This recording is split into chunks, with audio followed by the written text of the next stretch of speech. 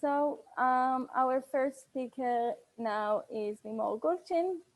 She's done her undergrad in Harvard in computer science, and now she's a PhD student in machine learning and causal inference at the computer science department at the University of Oxford and at the Alan Turing Institute.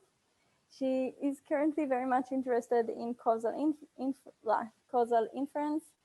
in the service of responsible ML, but before that, she has done a lot of work in NLP, and she's gonna talk with us about one of her projects in this field. So Limor, the screen is yours. Yes, so hi everyone. I'm gonna share my slides and hopefully you'll be able to see them very soon. Can everyone see my slides? Great. Let me know if there are any issues with that, and please help me with the chat because I currently cannot see it unless okay, now I can see it. Good. Right. So yeah, I just wanted to start by saying that I'm going to talk about a previous project that I did, as Noah mentioned. So it's been over a year since that. So please feel free to tackle me and I'll try my best to answer all your questions about the small details. But also if you're interested in chatting about some more recent stuff that I'm working on and methodological causal inference for all sorts of applications, I would be interested to discuss that as well later on. But let's start with this particular project that was part of a summer internship that I did, where I was working with a research team at IBM. And we were interested in particularly extracting all sorts of information from PDF documents. Obviously, their clients have access to various documents.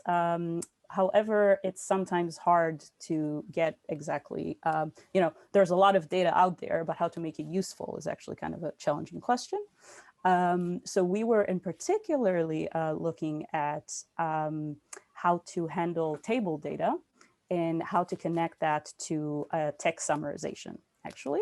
And the solution we came up with relied on BERT, which I hear a lot of people here actually had recent experience with, so we can discuss that as well. So the problem definition to start with was essentially, as I mentioned, looking at PDF documents, looking at tables. Tables have a lot of information in them. Most of the quantitative information that we could actually use as machine learning researchers would come from all sorts of tables. However, if they are devoid of context, which is what most, let's say, OCR or document extraction algorithms would currently do, they could identify and extract tables quite well, but they would be devoid of context, mostly. So the question was how to integrate context from the rest of the document into tables, both as we store the information, but also as we would like, let's say, to present it to users. So for example, Google recently, I don't know if it's currently on or off, but they had a beta product for table search, which makes a lot of sense. People are interested in information, interested in quantitative information. Those are summarized in tables, and you might want to know something about text returns, let's say of specific famous people at a particular time. That will need to be stored alongside some kind of informative title, and ideally also presented to people with an informative title. So let's just get a flavor of that by looking at an example. So as we saw in the previous slide, if we just look at the table in separation from the rest of the document, we might not really know what it deals with. We know it's about computer science. We know it might relate to some other fields. It might relate to students because concentrators kind of sounds like people are concentrating in that topic and the year, but we don't really know where it's coming from or what exactly the content is. So, sorry. Once we start putting it together with titles that might exist in different hierarchies in a document, we would get a much better sense or an exact sense of what the table is talking about. And so we could just paste those together and let the user do the rest of the work, but that would not be the most elegant of solutions. So the idea was to try and automatically come up with those titles from the context that exists in the rest of the document. Some documents are more structured than others. And in particular, we looked at the case study of scientific papers because we wanted to get a beta product out or some kind of proof of concept out.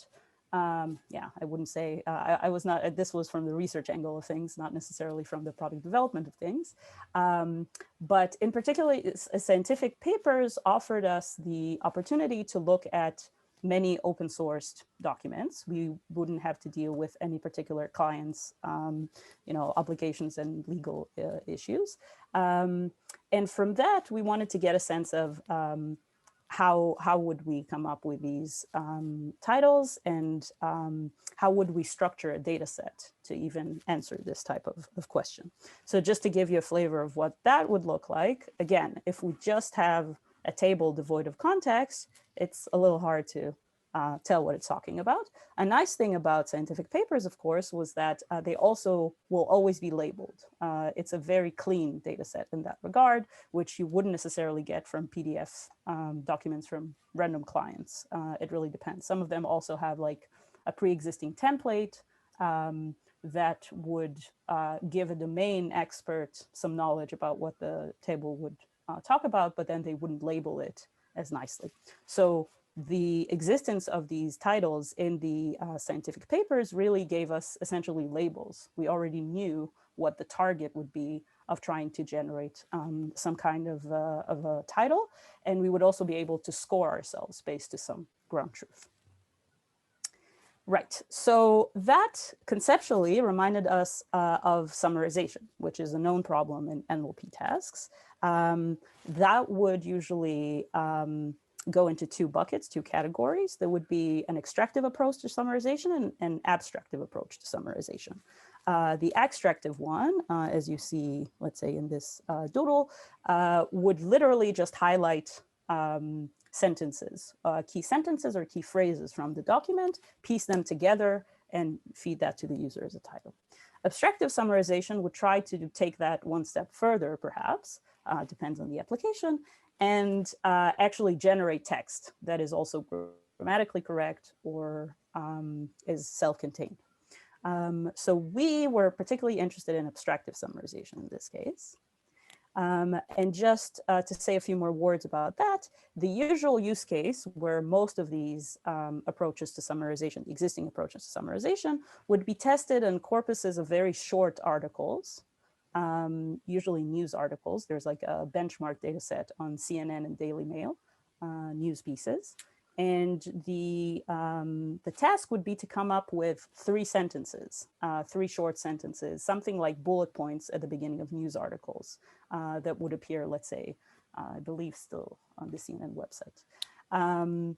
And so to address a challenge like that, common ways to either, let's say, achieve extractive first would be to use something like text rank, some kind of SVD decomposition of the matrix, Bayesian approaches, and so forth. And that would rely very heavily on just the frequency of the appearance of specific words in the sentence or the document level. The abstractive approaches would usually lead us to sequence models, pointer generator networks, and more recently to transformers, which I also hear a lot of people here have interest in and experience with, and for a good reason. Those are very useful in general. So yeah, I'm already going to give you, I mean, you know that we're going to use BERT, so we're going to use transformers. But just to give us again a flavor of what the usual task would look like, it would be some form of a news article like this one, very short, which again makes the task a little easier than what we're trying to achieve. Because if we're trying to do a cross, let's say cross object, but cross domains, scientific domains, summarization in order to come up with titles for specific tables within sections of the document where the document is quite complex and long, we're already talking about a different nature of a problem. And obviously we would like a single title, so we don't really have as much slack if we would like in our predictions, because it's not like, oh, you can get 2 of the 3 sentences right or something like that. Right. So one previous work that we encountered, and I thought might be interested to some people with their own problems, so I'm going to mention it as well, is this paper from a team at Google. I assume this was related to their own search engine for tables that I mentioned before. They were also looking at how to generate titles, but they were specifically interested in web tables.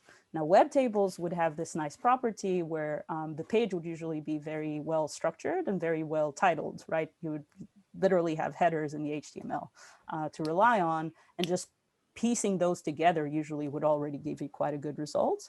However, in this particular paper where they looked at a lot of information that only Google would have. So that was really nice. They had a huge data set of people's queries. And they ended up using a pointer generator network solution. I assume that if they were to repeat this today, they would have gone with a more transformer style network, but this is already quite similar, let's say, at least in the attention element of it. And that was very nice for their own purposes. For our purposes, of course, we would have much smaller corpuses. And also, again, our generation challenge would be much harder in the sense that we're not going to have these very nice structured titles to just piece together.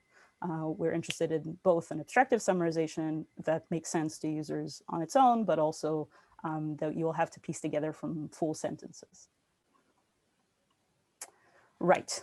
So once again, to give you a sense of what the data set we ended up compiling looked like. So the tables themselves would be quite more complicated than Wikipedia ones, which were the usual use case in the Google paper. And you would have some kind of a label given by the actual authors of the paper, which would be the title or the caption that they gave for the table, depends on the format of the paper.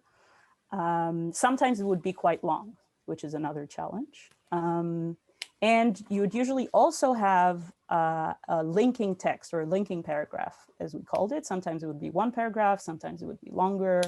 It really depends. But the idea was that we wanted a mechanism to, first of all, find the references to the table name across the document, and then use those as a specific training data we're interested in for each table, such that we don't have to analyze the full document, even though we experimented with different settings of that as well, obviously. You can think of it as like another hyperparameter choice of like how much of the text you want your model to see and to rely on. And we also really were interested in mixtures of topics, of domain expertise. And we also noticed that a lot of what were perceived to be good titles by, let's say, at least the team we were working with at the time, seemed to follow these very specific patterns. So you could almost be tempted, and I think some of the people that I worked with were actually tempted to take a very hands-on approach and just say, how about we just do something very similar to regular expression, or we start with some kind of a pattern matching, particularly people who came from more traditional information retrieval backgrounds. We explored that for a while, but I think part of the takeaway of this talk was actually that the performance, once we started using a fine-tuning on top of BERT, were actually so good without having to do all this cleaning and very specific specification of patterns, or trying to fill in, position tags based on our own specific data was actually more useful. So diving even deeper into the pipeline that we ended up implementing, right around the time that we started working on it, actually, there was a new EMNLP paper that came out, which was specifically using BERT for text summarization, both for extractive and abstractive. As you can see here, I even reproduced some of their very nice results. I assume there are more updated versions of this result even, because it's been a year. But at the time, that seemed to be a very cool approach. So essentially what they did was take a very similar, take BERT, obviously, and take a very similar structure.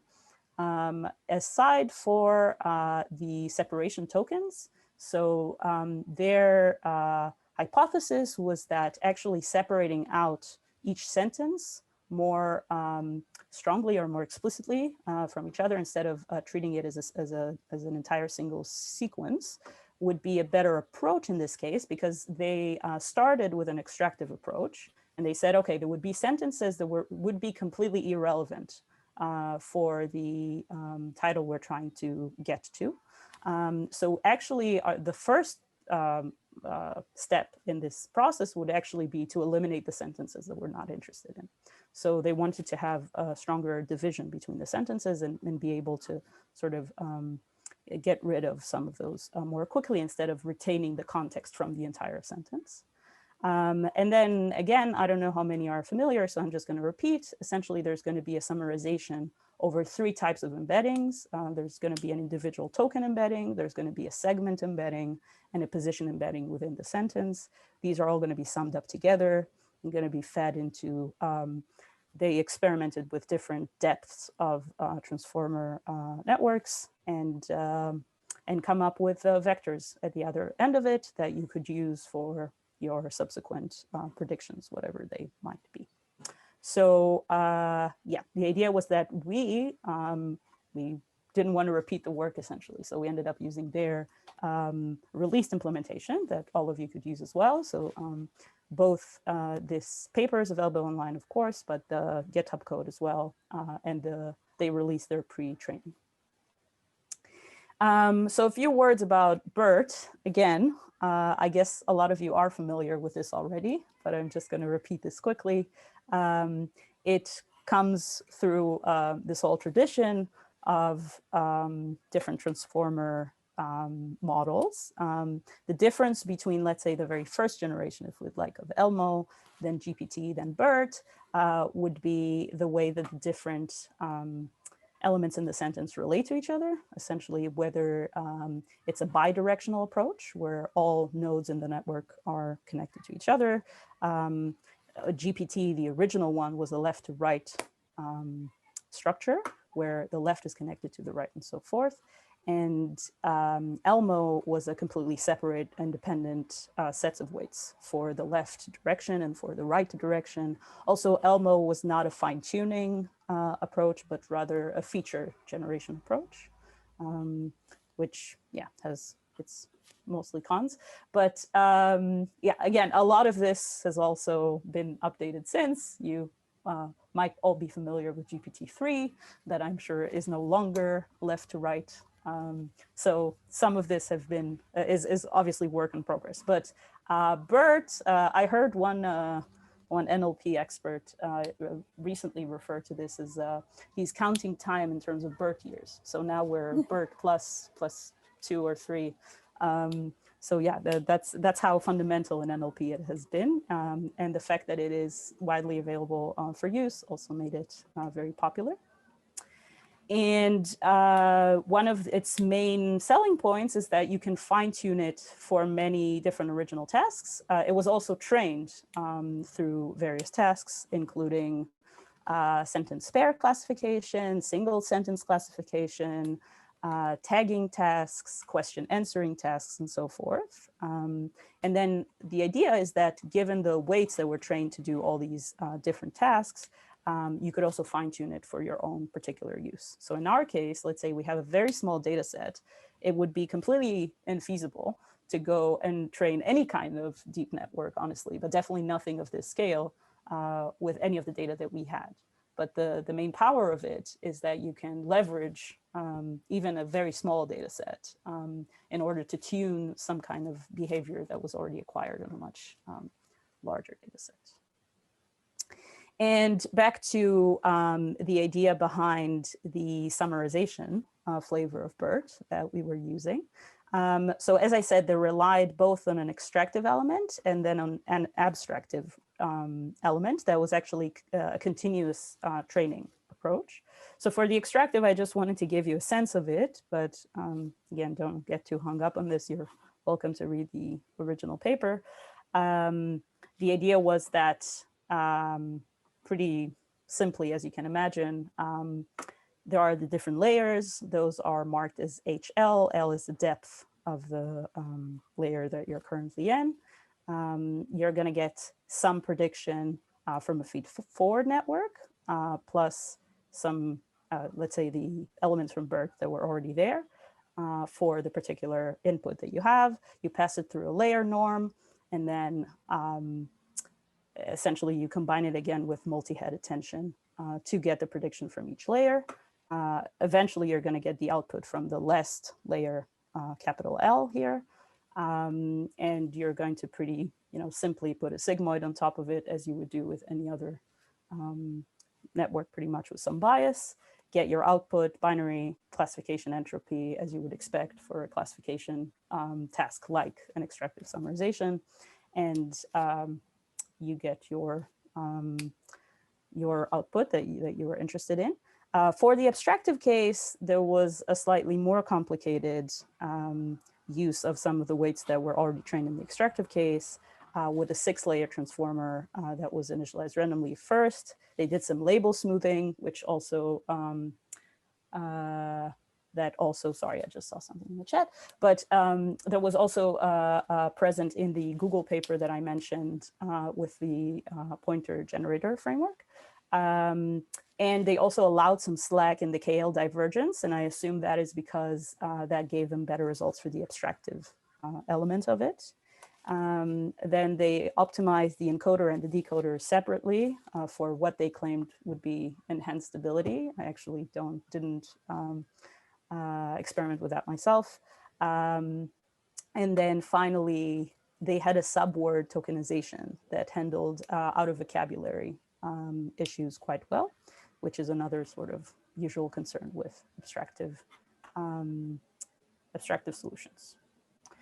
So yeah, I'm just close to wrapping up if people don't have questions, but I just wanted to give you an overview of what was the journey that we went on once we aligned on this solution to the problem. So we started with BERT in its self-trained form. That, of course, as people who used it know, is based on Wikipedia and has many billions of words as part of its training, and a book corpus of 800 million words.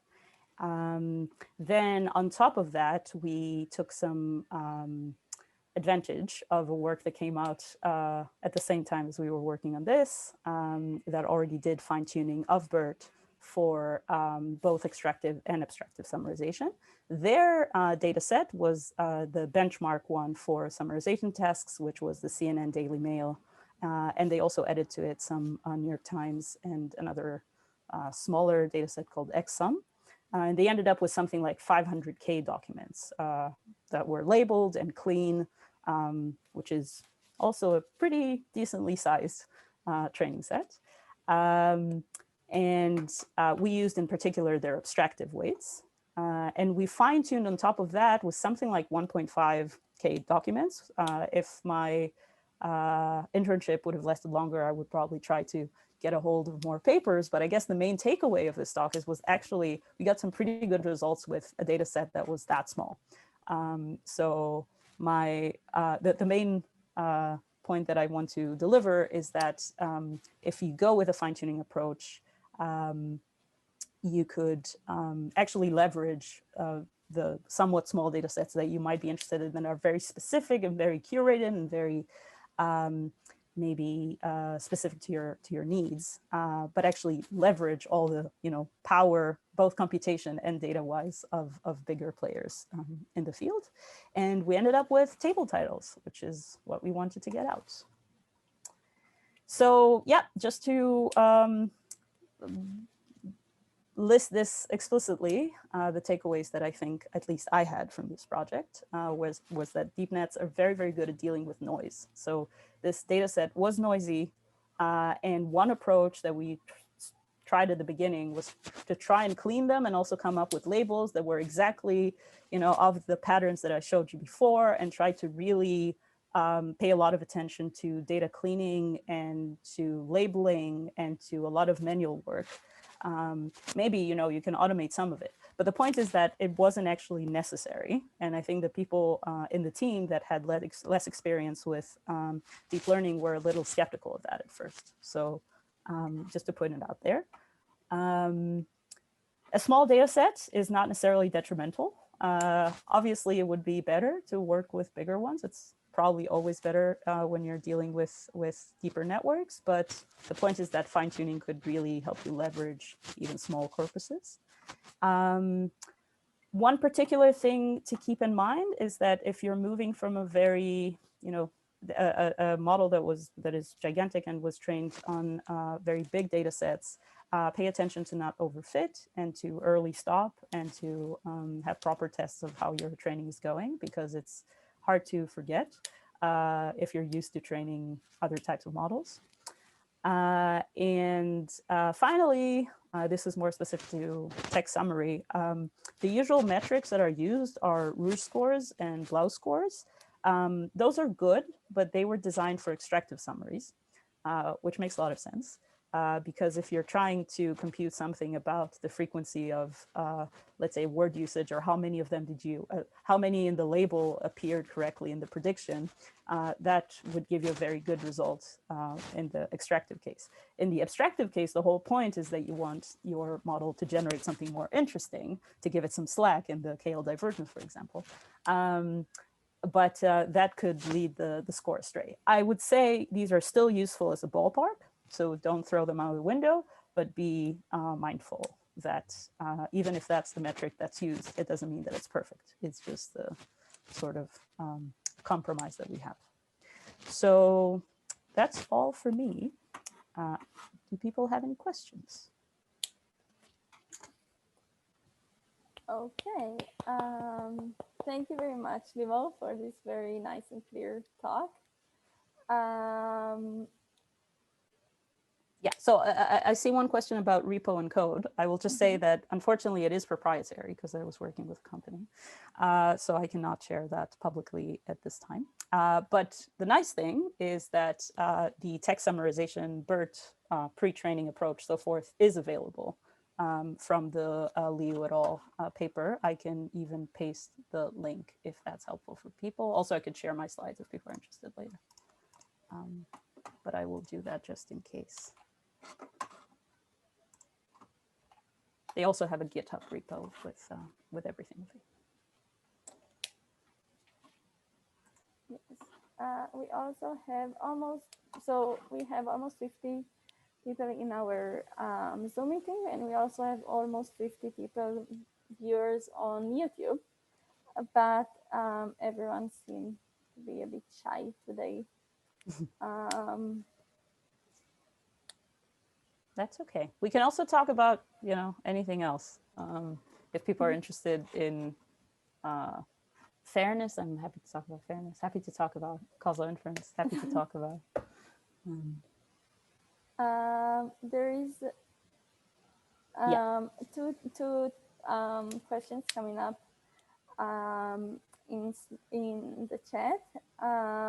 First is, can you, more specific about your talk, can you tell more about evaluation that was conducted for the experiment? Yeah, so as I was saying, it was, first of all, I think that with these types of tasks, honestly, the best evaluation would be a user study. I don't think there is a better way, particularly with abstractive text summarization. It is a bit up to, you could score it, again, with something like Blau or like Rouge. Liu et al. In particular, as you can see in their GitHub repo for the paper, they do exactly give those scores because that's kind of the way to benchmark your results. So we also did that. We achieved scores that were somewhat similar to the original paper, if I remember correctly.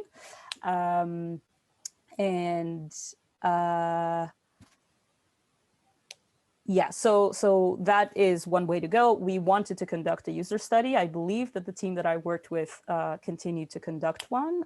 In the Google paper, this one that I mentioned before, they did do a user study, and then you can, of course, get more creative in terms of ranking, let's say, an average of people's responses, where you use some kind of Likert scale or something like that. And you ask both for relevance and for style and for, let's say, grammar or something like that. And then you can get, a more holistic view of how well your performance is. Of course, we also eyeballed our own results. We showed it, kind of stress tested through our own team, tried to generate it on different domains and so forth, and it all behaved quite well. Yeah, so those are the approaches we took. I'm sure there might be others available out there, but I think these are good starting points. Another question is regarding the BERT maximum token, and did you need to kind of tackle this and to summarize texts that are longer than the 512 tokens? That's a very good question. So I think at first we did try that. It has been a while, so I don't want to mislead anyone. It's possible that since we ended up using linking text, as I said, we did a regular expression matching to find references to the tables, to each table that we were looking for at a time. We ended up with sentences that were, we ended up with full paragraphs. So often we would have something like 3 paragraphs or something like that. Whether it was above 512 tokens or not, I actually don't remember. But my guess is that actually the Liu et al. Paper would give an answer to that as well.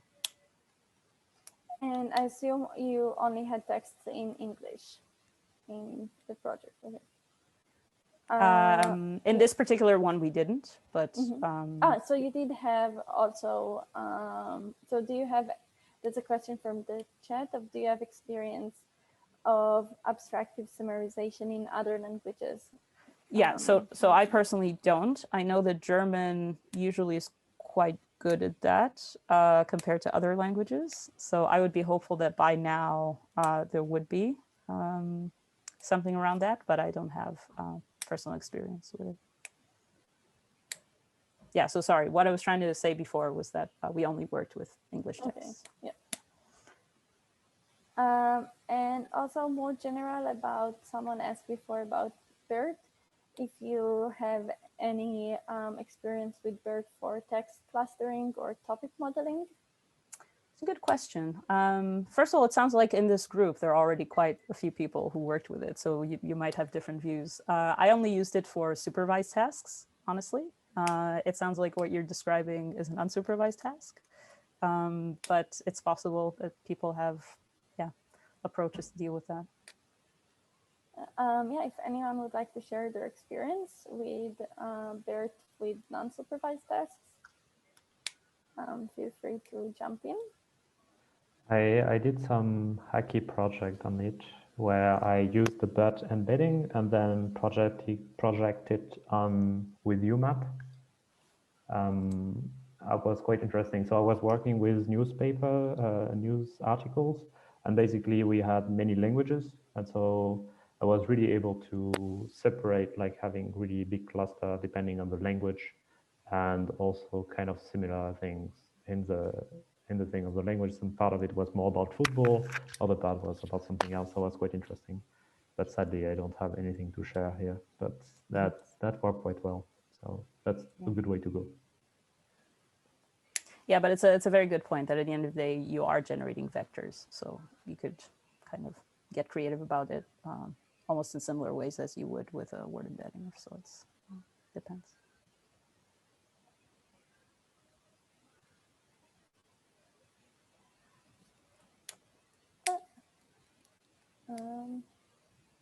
Theo, did you share there's a mysterious link being shared. And maybe one last question. There are resources shared in the chat if anyone is interested with different BERT applications. And maybe you can say, last question would be the compute costs to generate the model. So actually, it wasn't too bad because pre-trained weights were already available. If you have to train these yourself, it would be much, much worse. Obviously, an access to a GPU of sorts would be required.